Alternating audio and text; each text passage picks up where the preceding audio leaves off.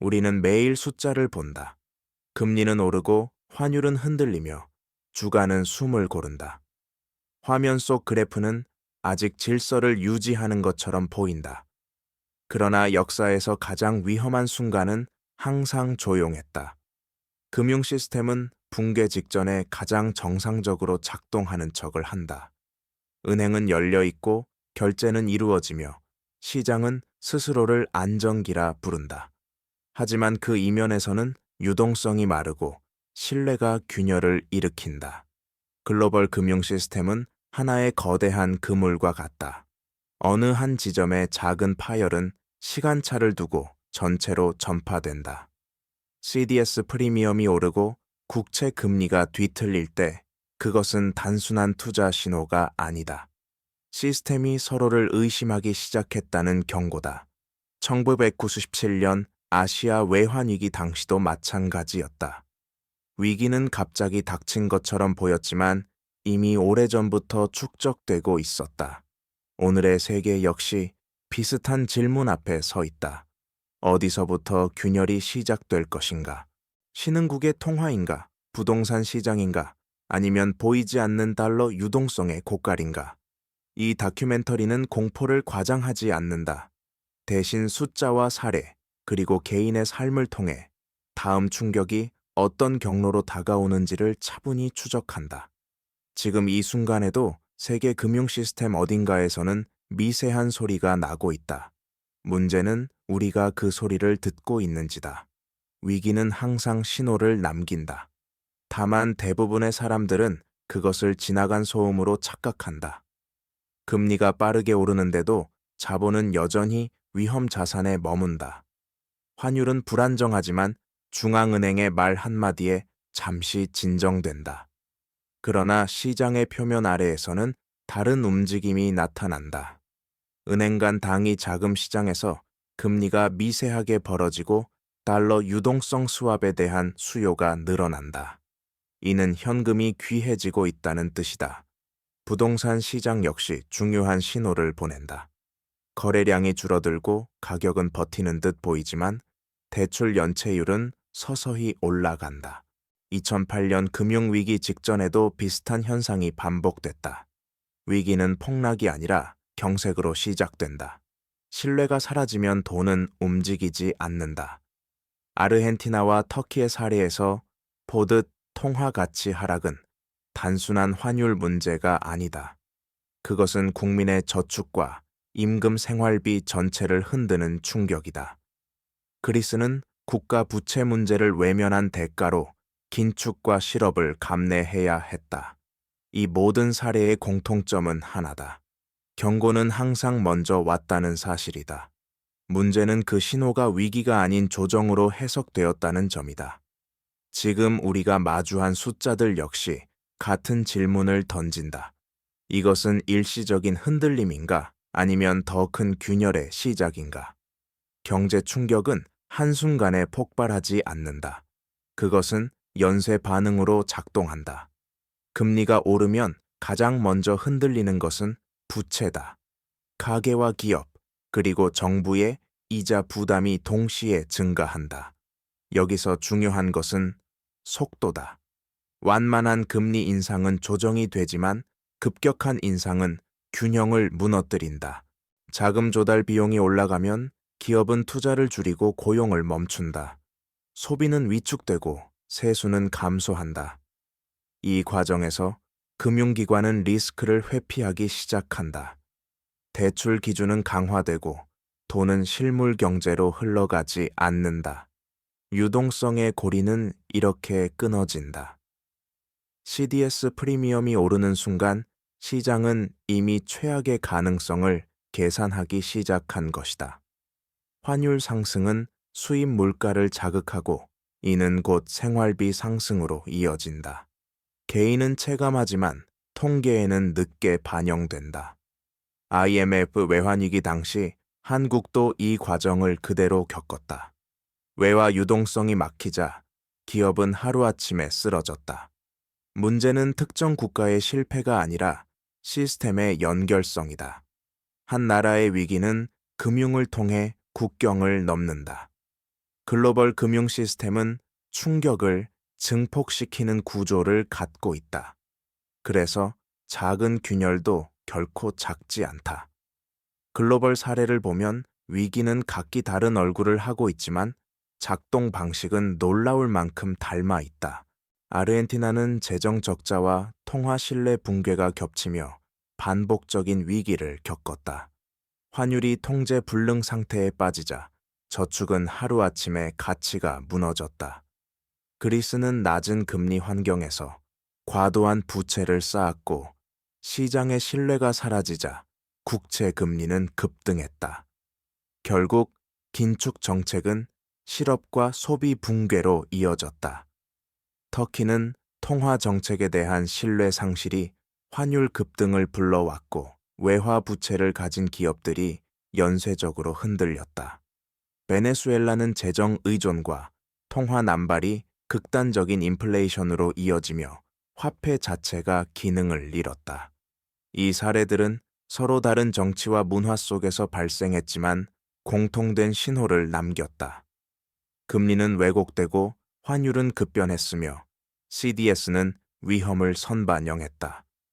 위기는 늘 외부 충격처럼 보이지만 실제로는 내부의 취약성이 먼저 드러난다. 글로벌 금융 시스템은 이 취약한 지점을 연결해 증폭시킨다. 그래서 한 나라의 문제는 더 이상 그 나라만의 문제가 아니다. 이제 질문은 한국이다. 글로벌 균열은 어떤 경로로 한국 경제에 스며드는가? 첫 번째는 환율이다. 달러 강세가 지속되면 원화는 압박을 받는다. 환율 상승은 수입 물가를 자극하고 에너지와 식료품 가격을 밀어 올린다. 이는 곧 가계의 실질, 소득 감소로 이어진다. 두 번째는 금리다. 글로벌 금리가 높은 수준을 유지하면 한국 역시 독립적이기 어렵다. 가계부채 비율이 높은 구조에서 금리 상승은 연체율과 소비 위축을 동시에 부른다. 세 번째는 부동산이다. 가격이 급락하지 않더라도 거래가 멈추는 순간 시장은 경색된다. 이는 건설 금융 고용으로 연쇄 전이된다. 네 번째는 기업 자금 조달이다. 글로벌 금융시장이 불안해지면 외화 조달 비용이 높아지고 중소기업과 한계기업이 먼저 타격을 받는다. IMF 외환 위기 당시에도 충격은 대기업보다 약한 고리에서 시작됐다. 오늘의 한국 역시 예외는 아니다. 숫자는 아직 관리 가능한 수준처럼 보일 수 있다. 그러나 중요한 것은 방향성과 속도다. 글로벌 균열이 깊어질수록 한국 경제는 점점 더 외부 환경에 민감해진다. 이때 개인의 삶은 가장 먼저 흔들린다. 위기가 가시화되면 정부와 중앙은행은 동시에 움직인다. 금리는 조정되고 유동성은 공급된다. 문제는 선택의 시간이다. 금리를 내리면 환율이 흔들리고 환율을 방어하면 내수는 더 위축된다. 중앙은행은 물가 안정과 금융 안정을 동시에 고려해야 한다. 그래서 정책은 늘 늦어 보인다. 그러나 시장은 속도를 본다. 국채 발행이 늘어나면 재정 여력에 대한 의심이 생기고 CDS는 즉각 반응한다. 외환 보유액은 심리적 방패지만 그것이 무한하다고 믿는 순간 신뢰는 오히려 약해진다. IMF 체제 이전의 한국도 그 착각 속에 있었다. 정부의 역할은 모든 위험을 제거하는 것이 아니라 충격을 분산시키는 데 있다. 은행 시스템을 지키고 결제망을 유지하며 실물 경제로의 자금 흐름을 끊기지 않게 하는 것이다. 정책 신호의 일관성은 숫자만큼 중요하다. 말과 행동이 어긋나면 시장은 더 빨리 등을 돌린다. 결국 위기 대응의 핵심은 속도와 신뢰다. 그것이 유지되는 한 충격은 관리 가능한 범위에 머문다. 거시경제의 균열은 결국 개인의 삶으로 수렴된다. 환율과 금리는 뉴스 속 숫자지만 가계에게는 월세와 대출 이자로 나타난다. 위기의 시기에 가장 먼저 체감되는 변화는 불확실성이다. 소비를 미루고 저축을 늘리며 미래 계획은 보류된다. 개인의 생존 전략은 거창하지 않다. 먼저 현금 흐름을 점검해야 한다. 고정 지출과 변동 금리를 구분하고 상환 일정에 대한 이해가 필요하다. 부채 구조를 아는 것만으로도 위기 대응력은 달라진다. 자산 배분 역시 중요하다. 한쪽에 쏠린 자산은 작은 충격에도 크게 흔들린다. 위기 국면에서는 수익보다 지속성이 중요해진다. IMF 외환위기 이후 많은 사람들이 깨달은 것은 타이밍이 아니라 준비의 가치였다. 정보에 대한 태도도 생존 전략의 일부다.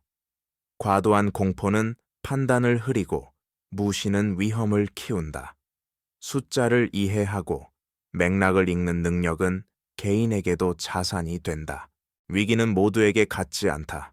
준비된 사람에게 충격은 상대적으로 작게 다가온다. 글로벌 금융 시스템의 균열은 단번에 결론을 주지 않는다. 그것은 긴 시간에 걸쳐 선택을 요구한다. 국가에는 정책의 일관성을, 시장에는 신뢰의 회복을, 개인에게는 판단의 기준을 묻는다.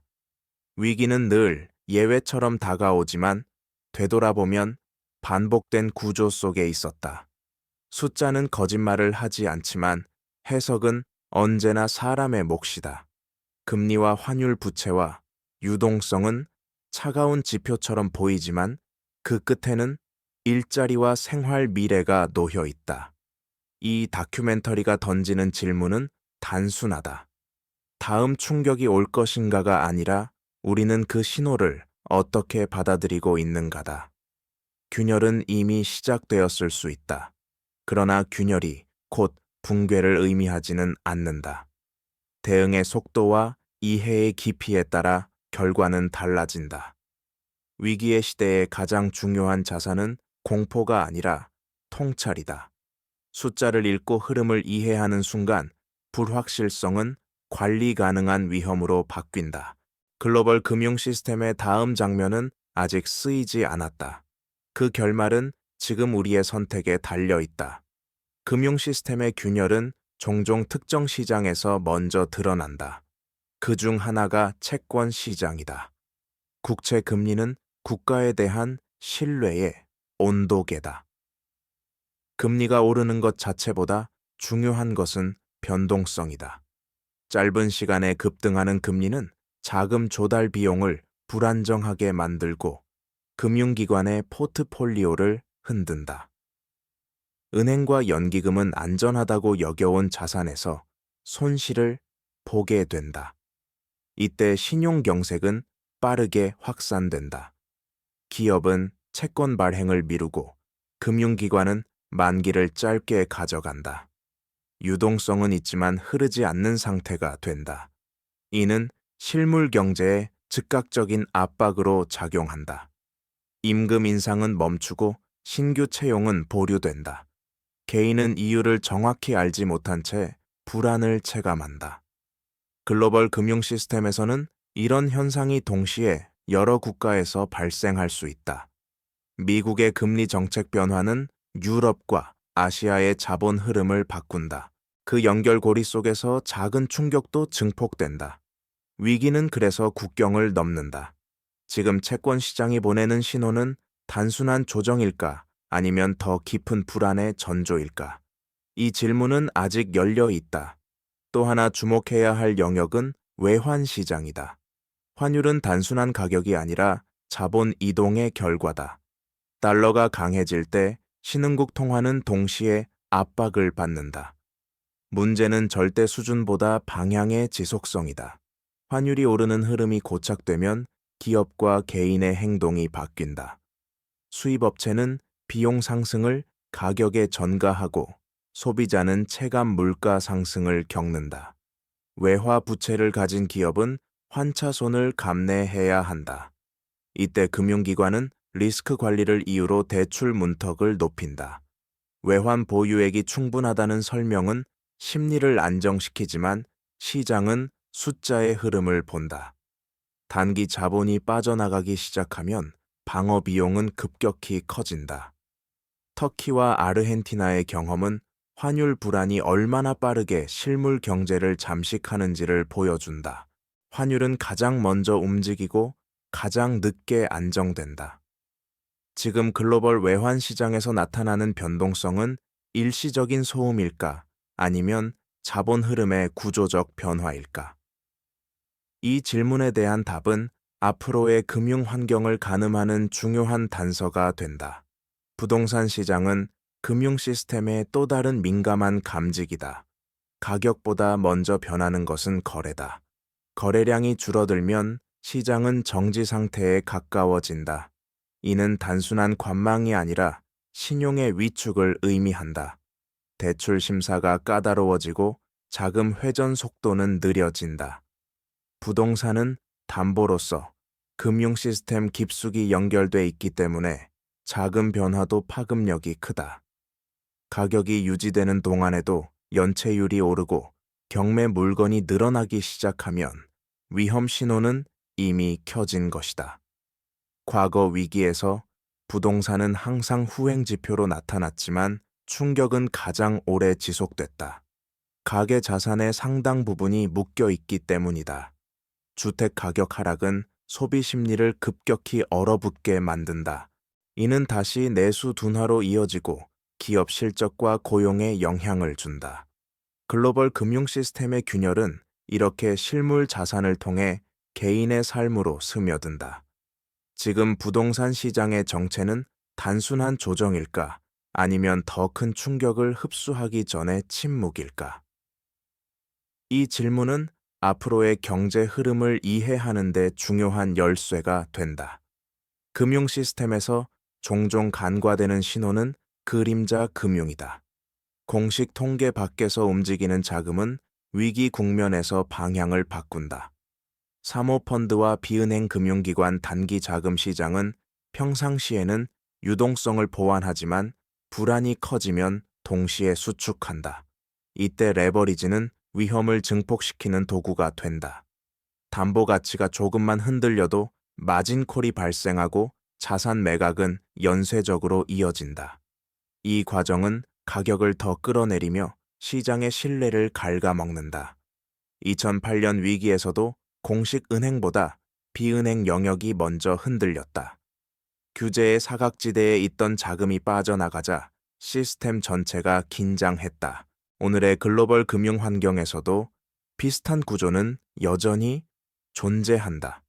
금리 상승 국면에서 레버리지 기반 수익 모델은 빠르게 취약해진다. 문제는 이 위험이 한눈에 보이지 않는다는 점이다. 그림자 금융의 움직임은 위기의 속도를 결정한다.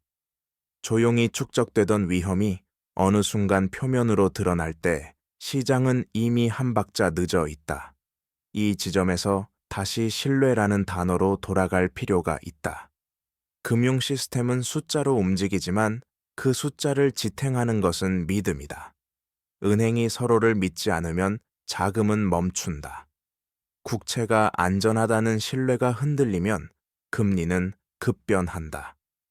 통화 가치에 대한 의심은 환율을 통해 즉각 반영된다. 위기의 본질은 자산의 부족이 아니라 신뢰의 붕괴다. 그리스와 아르헨티나에서 나타난 혼란도 결국 신뢰가 사라진 결과였다. 정부의 발표가 시장과 어긋나는 순간 방어 비용은 기하급수적으로 커졌다. 신뢰는 쌓는데 오랜 시간이 걸리지만 무너지는 데는 한순간이면 충분하다. 글로벌 금융 시스템은 이 신뢰를 여러 겹으로 공유한다. 한 국가의 정책 혼선은 다른 나라의 자본 흐름에 영향을 준다. 그래서 위기는 지역적 사건으로 끝나지 않는다. 지금 세계 곳곳에서 관찰되는 불안은 신뢰의 균열이 동시다발적으로 나타나는 과정일 수 있다. 이 균열이 봉합될지 더 깊어질지는 아직 결정되지 않았다. 그러나 분명한 것은 신뢰가 회복되지 않는 한 숫자는 안정을 말해주지 않는다는 사실이다. 글로벌 금융 시스템의 균열은 종종 정책의 한계에서 드러난다. 통화 정책은 금리를 통해 신호를 보내지만 모든 문제를 해결하지는 못한다. 금리를 낮추면 자산 가격은 숨을 돌릴 수 있지만 부채 구조의 취약성은 그대로 남는다. 반대로 금리를 유지하거나 올리면 물가는 관리될 수 있으나 성장과 고용이 압박을 받는다. 이 딜레마는 주요국 중앙은행 모두가 공유한다. 정책의 여지는 점점 좁아지고 선택의 비용은 커진다. 시장은 정책의 방향보다 일관성을 요구한다. 잦은 기조 변화는 불확실성을 키우고 자본은 가장 먼저 불안정한 환경을 떠난다. 재정 정책 역시 마찬가지다. 확장은 단기 완충 역할을 하지만 지속 가능성에 대한 의문을 남긴다. 부채가 늘어나는 속도가 성장보다 빠를 때 신뢰는 약해진다. 글로벌 사례가 보여주듯 정책의 타이밍은 결과를 바꾼다. 너무 이르면 과열을, 너무 늦으면 붕괴를 부른다. 지금의 세계는 그 중간 지점을 찾는 과정에 있다. 이 과정에서 발생하는 작은 흔들림들이 모여 다음 충격의 윤곽을 만든다. 금융 시스템의 균열은 통계의 평균값보다 분산해서 먼저 나타난다. 같은 금리 환경에서도 기업과 가계의 체감은 크게 달라진다. 대기업은 시장 접근성을 유지하지만 중소기업은 자금 조달 창구가 빠르게 좁아진다. 가계 역시 고정금리와 변동금리의 차이에서 체감 격차가 벌어진다. 이 분산이 커질수록 시스템은 불안정해진다. 연체율이 전체 평균에서는 낮아 보여도 특정 계층에서 급등하면 위험은 이미 시작된 것이다. 노동시장도 마찬가지다. 실업률이 안정적으로 보일 때에도 비정규와 자영업 부문에서 먼저 흔들림이 나타난다. 이 신호들은 한 박자 늦게 통계에 반영된다. 그래서 정책과 시장은 종종 엇갈린다. 글로벌 금융 위기들은 늘 약한 고리에서 시작해 중심으로 이동했다. 지금 관찰되는 격차의 확대는 단순한 구조 변화일까? 아니면 다음 충격을 예고하는 징후일까? 이 질문에 답하기 위해서는 평균이 아닌 분산을 봐야 한다. 이제 시선을 금융기관의 내부로 옮겨볼 필요가 있다. 은행의 건전성은 자본 비율이라는 숫자로 요약되지만 위기 국면에서는 질이 더 중요해진다. 자본이 충분해 보여도 자산의 유동성이 낮다면 충격 흡수력은 제한된다. 만기 구조가 짧아질수록 재조달 위험은 커진다. 단기 차입에 의존한 구조는 시장이 잠시만 닫혀도 흔들린다. 이때 은행은 보수적으로 변하고 대출은 빠르게 위축된다. 실물 경제로의 자금 흐름이 막히는 순간이다. 금융기관은 위험을 줄이기 위해 같은 행동을 반복한다. 동시에 움직이는 보수성은 시스템 차원의 경색을 만든다. 이는 개별 은행의 문제가 아니라 집단 행동의 결과다. 글로벌 금융 시스템에서 이 현상은 국경을 넘는다. 한 지역의 긴장은 다른 지역의 자금 비용을 끌어올린다. 그래서 금융 안정은 숫자의 합이 아니라 연결 구조의 문제다. 지금 금융기관들이 보여주는 행동은 방어일까? 아니면 불안을 선반영한 수축일까? 이 구분이 다음 국면을 가르는 기준이 된다. 글로벌 금융 시스템의 균열은 종종 정치와 경제가 맞물리는 지점에서 확대된다. 정책 결정이 경제 논리보다 정치 일정에 끌려갈 때 시장은 빠르게 반응한다. 재정 확대가 선심처럼 보이는 순간 국채 시장은 위험을 가격에 반영한다. 환율은 즉각 흔들리고 자본은 더 안전한 곳을 찾는다. 신흥국 위기의 상당수는 이 지점에서 가속됐다. 베네수엘라와 아르헨티나의 사례는 통화 신뢰가 정치적 판단에 의해 훼손될 때 어떤 결과가 오는지를 보여준다. 금융 시스템은 예측 가능성을 먹고 산다. 규칙이 바뀔 수 있다는 신호만으로도 비용은 올라간다. 기업은 투자를 미루고 가게는 소비를 줄인다. 이 과정은 통계에 잡히기 전 이미 생활 속에서 체감된다.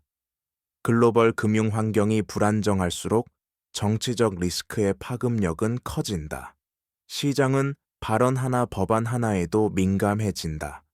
지금 세계 곳곳에서 관찰되는 정치와 경제의 긴장은 단순한 소음일까? 아니면 금융 균열을 넓히는 또 하나의 경로일까? 이 질문은 다음 충격의 방향을 가늠하게 한다. 금융의 균열은 자본 시장을 넘어 무역과 공급망으로 번진다. 환율 변동이 커지면 수출입 가격은 불안정해지고 계약은 보수적으로 바뀐다. 기업은 재고를 줄이고 결제 조건을 강화한다. 이 과정에서 무역 금융이 위축된다. 신용장과 보험 비용이 오르면 거래는 느려진다. 글로벌 공급망은 효율을 위해 얇아졌고 그래서 충격에 취약하다. 한 지역의 자금 경색은 다른 지역의 생산 차질로 이어진다. 팬데믹 이후 재편된 공급망은 아직 완충 장치가 충분하지 않다. 원자재 가격 변동성은 기업의 원가 구조를 흔들고 이는 고용과 임금에 영향을 준다. 개인은 물가 상승과 선택지 감소로 체감한다. 아르헨티나와 터키의 경험은 환율 불안이 무역 신용을 어떻게 마르게 하는지 보여준다. 수출은 늘어도 수입 결제는 어려워지고 경제는 비효율에 갇힌다. 글로벌 금융 시스템의 균열이 깊어질수록 무역은 방패가 아니라 전달 경로가 된다. 이 연결을 이해하지 못하면 충격은 예고 없이 다가온다. 위기가 장기화될수록 사회 전반의 심리 구조도 변한다. 금융 시스템의 균열은 단순한 숫자의 문제가 아니라 기대의 문제로 확장된다. 사람들은 미래 소득을 보수적으로 가정하고 기업은 성장 계획을 축소한다. 이때 나타나는 현상이 바로 저축의 역설이다. 모두가 동시에 안전을 추구하면 소비와 투자는 급격히 줄어든다. 경제는 더 느려지고 재정 부담은 커진다. 정부의 재정 지출이 늘어도 민간의 위축을 완전히 상쇄하지는 못한다. 이 과정에서 불평등은 확대된다. 자산을 보유한 계층과 그렇지 못한 계층의 격차는 위기 때마다 벌어졌다. 그리스와 아르헨티나에서 긴축의 부담은 항상 개인에게 먼저 전가됐다. 실업과 임금 정체는 통계보다 삶에서 먼저 느껴진다. 금융 시스템의 균열은 이렇게 사회적 신뢰까지 잠식한다. 불안이 일상화되면 작은 충격에도 반응은 과도해진다. 지금 세계 곳곳에서 관찰되는 소비 위축과 심리 악화는 단순한 경기 순환일까? 아니면 더 깊은 구조 변화의 신호일까? 이 질문은 다음 국면을 이해하는 데 중요한 단서가 된다. 이 지점에서 다시 한번 개인의 시선으로 돌아올 필요가 있다. 금융 시스템의 균열은 거대한 구조처럼 보이지만 실제 충격은 매우 일상적인 선택에서 드러난다. 금리 변동은 대출 상환 일정으로, 환율 변동은 장바구니 가격으로 체감된다. 위기 국면에서 가장 위험한 태도는 방향을 모른 채 관성에 맡기는 것이다. 과거 IMF 외환위기 당시 많은 가게는 상황을 인지했을 때 이미 선택지가 제한돼 있었다. 반대로 조기의 흐름을 읽은 사람들은 피해를 줄일 수 있었다. 개인에게 중요한 것은 예측이 아니라 대비다. 소득의 안정성과 지출의 유연성을 점검하고 단기 유동성을 확보하는 것은 위기 대응의 기본이다. 자산의 수익률보다 지속 가능성을 먼저 보는 시각도 필요하다. 글로벌 금융 시스템의 불안은 언제나 파편적으로 전달된다. 한 번에 무너지지 않기 때문에 더 위험하다. 서서히 조여오는 환경 속에서 개인은 스스로 방어선을 그어야 한다. 이 과정은 불안을 키우기 위한 것이 아니라 선택의 주도권을 지키기 위한 것이다. 위기의 본질을 이해하는 순간 개인은 더 이상 수동적인 피해자가 아니다. 다음으로 살펴볼 것은 금융위기의 전염 속도다. 과거에는 위기가 국가 단위로 확산됐지만 지금은 자산 단위로 이동한다. 주식, 채권, 통화, 부동산이 동시에 반응한다. 알고리즘 거래와 글로벌 자본 이동은 이 속도를 더 빠르게 만든다. 시장은 정보를 해석하기보다 즉시 반영한다. 그 결과 작은 뉴스도 큰 변동성으로 증폭된다. CDS와 변동성 지수는 이 전염 속도를 수치로 보여준다.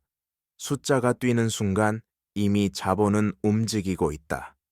이때 정책의 언어가 모호하면 불안은 더 커진다. 금융 시스템은 속도에 민감하다. 대응이 늦어질수록 비용은 커진다. 아시아 외환 위기와 유럽 재정 위기의 차이는 바로 이 속도 관리에 있었다. 지금의 글로벌 금융 환경은 과거보다 훨씬 빠르다. 그래서 위기는 더 예측하기 어렵고 대응의 창은 더 짧다. 이 조건에서 중요한 것은 완벽한 해답이 아니라 신속한 판단이다. 속도를 이해하지 못하면 균열은 순식간에 충격으로 바뀐다. 이제 남은 질문은 회복의 조건이다. 금융 시스템은 무너지기만 하는 구조가 아니다. 충격 이후에는 항상 재정렬이 따른다. 문제는 그 과정의 비용과 분배다. 회복은 평균적으로 나타나지만 체감은 불균등하다. 자본 접근성이 높은 부문은 빠르게 반등하고 그렇지 못한 영역은 장기 침체에 머문다. 정책이 회복을 말할 때 개인이 불안을 느끼는 이유가 여기에 있다. 회복의 신호는 주가보다 먼저 신용에서 나타난다. 대출이 재개되고 만기가 길어질 때 시스템은 다시 움직이기 시작한다. 그러나 그 이전까지는 긴 시간이 필요하다. 그리스와 아르헨티나의 경험이 보여주듯 신뢰 회복은 단기간에 이루어지지 않는다. 통화와 재정 구조 개혁이 동시에 작동해야 한다. 이 중 하나라도 어긋나면 회복은 지연된다. 글로벌 금융 시스템의 균열은 결국 선택의 문제로 귀결된다. 단기 안정에 머물 것인가, 장기 구조를 바꿀 것인가. 이 선택은 국가만의 몫이 아니다. 시장과 개인 모두가 같은 질문 앞에 서 있다. 회복은 숫자의 반등이 아니라 방향의 전환에서 시작된다. 이제 위기의 지도는 점점 더 선명해진다. 그러나 지도는 방향을 알려줄 뿐 걸어야 할 길을 대신 선택해주지는 않는다. 글로벌 금융 시스템의 균열은 단일 원인으로 설명되지 않는다. 금리와 환율 부채와 유동성 신뢰와 정책이 서로 얽혀 작동한다. 이 복합성 때문에 위기는 종종 과소평가되거나 반대로 과장된다. 중요한 것은 극단을 피하는 판단이다. 시장이 과도한 낙관에 빠질 때는 위험을 점검하고 공포가 확산될 때는 구조를 확인해야 한다. 숫자는 흐름 속에서 읽어야 의미를 갖는다.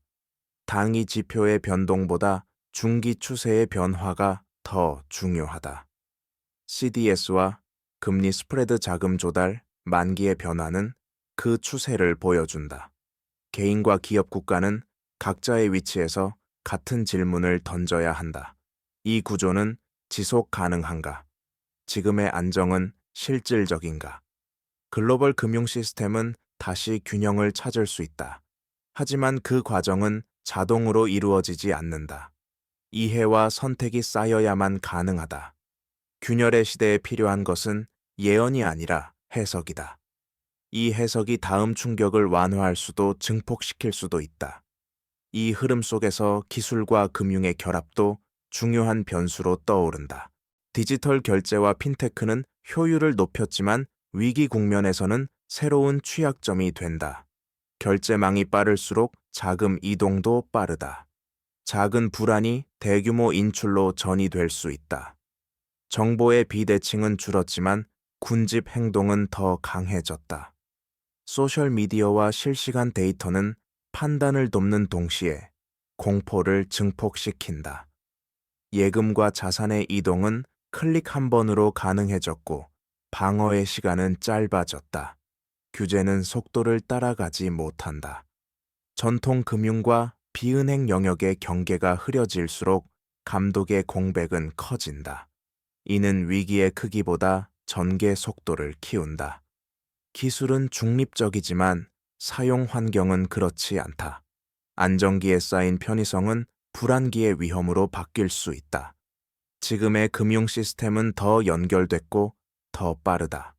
그래서 작은 균열도 체감되는 충격으로 곧바로 번진다. 이 조건에서 필요한 것은 기술을 막는 것이 아니라 속도를 관리하는 원칙이다. 그 원칙이 없다면 다음 충격은 예고 없이 도착한다. 마지막으로 짚어야 할 것은 대비의 시간이다. 위기는 발생한 뒤보다 발생하기 전의 선택이 결과를 좌우한다. 금융 시스템의 균열은 이미 드러난 뒤에야 논의되는 경우가 많다. 그러나 그 이전에도 준비의 여지는 존재한다. 국가 차원에서는 외화 유동성 관리와 부채 구조 점검이 핵심이다. 만기와 통화 구성을 조정하는 것만으로도 충격 흡수력은 달라진다. 기업에게는 레버리지의 속도 조절이 중요하다. 성장 국면에서 늘린 부채는 위기 국면에서 방향을 바꾼다. 개인 역시 마찬가지다. 소득과 자산의 변동성을 인식하고 선택의 여지를 남겨두는 것이 대비다. 위기는 모두에게 같은 모습으로 오지 않는다. 준비된 주체에게는 조정으로, 그렇지 않은 주체에게는 붕괴로 다가온다. 글로벌 금융 시스템의 균열은 피할 수 없는 자연재해가 아니다. 그것은 누적된 선택의 결과다. 지금의 숫자와 신호를 어떻게 해석하느냐에 따라 다음 충격의 크기는 달라질 수 있다. 아직 시간은 남아있다. 문제는 우리가 그 시간을 인식하고 있는가다. 이제 시야를 더 넓혀 구조적 한계를 살펴볼 필요가 있다. 글로벌 금융 시스템은 성장과 효율을 최우선으로 설계되어 왔다. 낮은 금리와 풍부한 유동성은 자산 가격을 끌어올렸고 부채를 통한 성장은 일상이 되었다. 그러나 이 구조는 충격을 흡수하는 완충 장치가 충분하지 않다. 부채가 많을수록 조정의 폭은 커진다. 인구 구조 변화와 생산성 둔화는 이 부담을 더 키운다. 성장 속도가 느려지면 기존 부채를 유지하는 비용은 상대적으로 커진다. 이때 금융 시스템은 선택을 강요받는다. 더 많은 유동성을 투입해 시간을 벌 것인가, 아니면 고통을 감수하며 구조를 조정할 것인가. 어느 쪽이든 비용은 발생한다. 문제는 그 비용이 언제 누구에게 전가되는가다. 과거 위기에서 그 부담은 종종 개인과 약한 고리로 이동했다. 글로벌 금융 시스템의 균열은 단기 사건이 아니라 장기 흐름의 일부일 수 있다. 이 흐름을 이해하지 못하면 다음 충격은 우연처럼 보일 것이다. 그러나 구조를 본다면 충격은 이미 방향을 갖고 움직이고 있다. 이 지점에서 중요한 것은 경고의 해석이다. 금융 시스템은 붕괴 직전에 가장 많은 데이터를 쏟아낸다. 문제는 그 신호가 너무 많아 방향을 잃기 쉽다는 점이다. 금리는 오르고 내리며 환율은 요동치고 주가는 하루에도 여러 번 분위기를 바꾼다. 이 혼란 속에서 본질은 단순하다. 유동성이 원활하게 순환하고 있는가, 신뢰가 유지되고 있는가다. 숫자가 아니라 관계를 봐야 한다. 은행과 기업 국가와 시장 개인과 제도 사이의 연결이 부드럽게 작동하는지가 핵심이다. 한 고리가 경직되면 전체는 긴장한다. IMF 외환위기 당시에도 결정적 순간은 외환이 완전히 고갈되기 전 신뢰가 먼저 끊어진 시점이었다. 오늘의 글로벌 금융 환경에서도 마찬가지다. 위기는 데이터의 절대값이 아니라 변화의 방향에서 시작된다. 이 방향을 읽는 능력은 전문가만의 것이 아니다. 반복된 역사와 구조를 이해하면 누구나 접근할 수 있다. 다음 충격은 예측의 문제가 아니라 해석의 문제다. 우리는 이미 충분한 신호 속에 살고 있다. 중요한 것은 그 신호를 어떻게 묶어 이해하느냐다. 그렇다면 지금 우리가 할 수 있는 가장 현실적인 선택은 무엇일까? 위기를 피하려는 시도보다 중요한 것은 위기 속에서도 기능하는 구조를 만드는 일이다. 모든 충격을 막을 수는 없지만 충격이 삶을 마비시키지 않도록 설계할 수는 있다. 국가에게는 정책의 예측 가능성이, 시장에는 규칙의 일관성이, 개인에게는 여유의 확보가 필요하다. 숫자가 나빠지는 순간보다 위험한 것은 방향을 잃는 순간이다. 그때 사람들은 가장 비효율적인 선택을 반복한다. 공포에 휩쓸려 자산을 처분하고 불확실성을 이유로 모든 결정을 미룬다. 위기 국면에서 살아남는 구조는 완벽해서가 아니라 단순하기 때문에 작동한다. 복잡한 전략보다 이해 가능한 원칙이 더 오래 간다. 유동성의 중요성, 과도한 레버리지의 위험, 신뢰의 가치 같은 기본은 시대가 바뀌어도 유효하다. 글로벌 금융 시스템의 균열은 우리에게 새로운 지식을 요구하기보다 오래된 원칙을 다시 보라고 말하고 있다. 지금의 불안은 끝이 아니라 선택의 지점이다. 이 선택이 쌓이면 충격은 관리되고 그렇지 않으면 증폭된다. 결국 균열의 시대를 통과하는 힘은 화려한 예측이 아니라 흔들리지 않는 기준에서 나온다. 이제 이야기는 마무리를 향해 간다. 그러나 결론은 단정이 아니라 질문으로 남아야 한다. 글로벌 금융 시스템의 균열은 이미 여러 지점에서 관찰되고 있다. 금리와 환율 부채와 유동성, 신뢰와 정치가 동시에 흔들리는 국면은 역사적으로 드물지 않았다. 다만 지금의 차이는 연결의 밀도다. 한 지점의 불안은 훨씬 빠르게, 훨씬 넓게 전파된다. 그래서 충격은 더 자주, 더 예측하기 어렵게 나타난다. 이 환경에서 중요한 것은 위기의 존재를 부정하지도 과장하지도 않는 태도다. 숫자를 냉정하게 보고 구조를 이해하며 선택의 여지를 남겨두는 것. 이것이 국가와 시장, 개인 모두에게 공통으로 요구되는 자세다. 다음 충격이 어디서 올지는 아직 확정되지 않았다. 그러나 어떤 경로로 전이되는지는 이미 여러 번 증명되었다. 균열은 갑자기 생기지 않는다. 누적되고 방치되다가 어느 순간 표면으로 드러난다. 지금 우리가 보고 있는 신호들은 그 과정의 일부일 수 있다. 이 신호를 무시할 것인가, 해석할 것인가는 우리의 선택이다. 그리고 그 선택의 결과는 숫자가 아니라 삶의 형태로 돌아온다. 마지막으로 남는 것은 태도다. 글로벌 금융 시스템의 균열은 공포를 조장하기 위한 이야기가 아니다.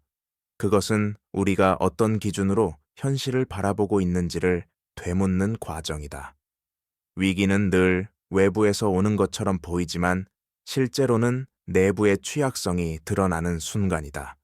금리와 환율 부채와 유동성은 이미 오래전부터 신호를 보내왔다. 다만 그 신호를 해석하는 방식이 달랐을 뿐이다. 역사 속 위기들은 하나의 교훈을 남긴다. 준비되지 않은 안정은 가장 위험하다는 사실이다. 안정은 유지되는 상태가 아니라 관리되는 과정이다. 국가도 시장도 개인도 이 과정을 멈출 수는 없다. 선택을 미루는 순간 선택지는 줄어든다. 지금 이 시점에서 중요한 것은 다음 충격의 정확한 위치를 맞히는 것이 아니다. 충격이 올 때 어떤 상태로 맞이할 것인가다. 여유가 있는 구조인지 경직된 구조인지에 따라 결과는 완전히 달라진다. 글로벌 금융 시스템은 완벽하지 않다. 그러나 이해할 수는 있다. 그 이해가 쌓일수록 불확실성은 공포가 아니라 관리 가능한 위험으로 바뀐다. 이 다큐멘터리가 남기고 싶은 메시지는 단 하나다. 균열의 시대의 가장 강한 힘은 예측이 아니라 통찰이다. 그 통찰은 오늘의 선택에서 시작된다.